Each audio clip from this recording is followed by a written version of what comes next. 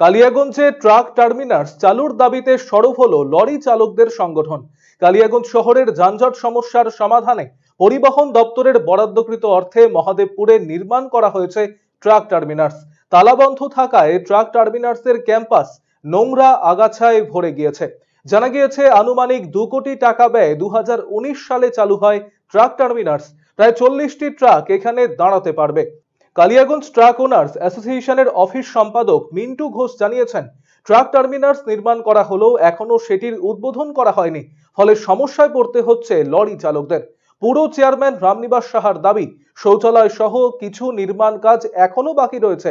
দ্রুত পরিকাঠামো তৈরি করে পরিষেবা চালু করা হবে।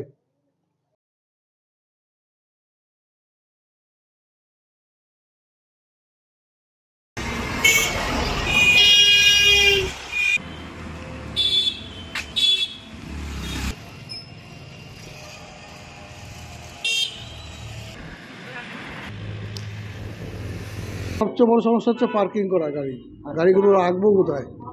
পেট্রোল পাম্পে, সব পাম্পে তো সবাই তেল নেয় না, একমাত্র এইচপিতে তেল নিলে ওখানে গাড়ি রাখতে দেয়।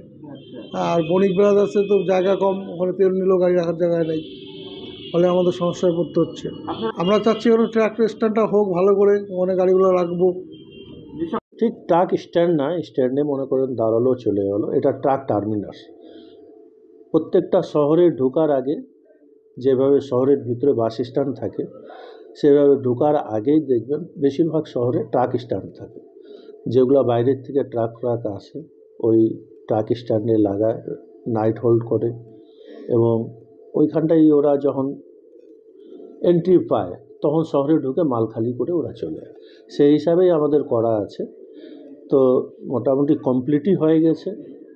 একটা শুধু এখানটা পায়খানা বাথরুমটা তৈরি হলেই আমরা এই ট্রাক টার্মিনাসটা ওপেনিং করে দেব। বহু আকাঙ্ক্ষিত চিকিৎসক তথা পূর্ব ভারতের বিখ্যাত হার্ট স্পেশালিস্ট ডক্টর হেমন্ত কুমার গর্গ এখন প্রতি মঙ্গলবার বসছেন রায়গঞ্জের দিশারিতে।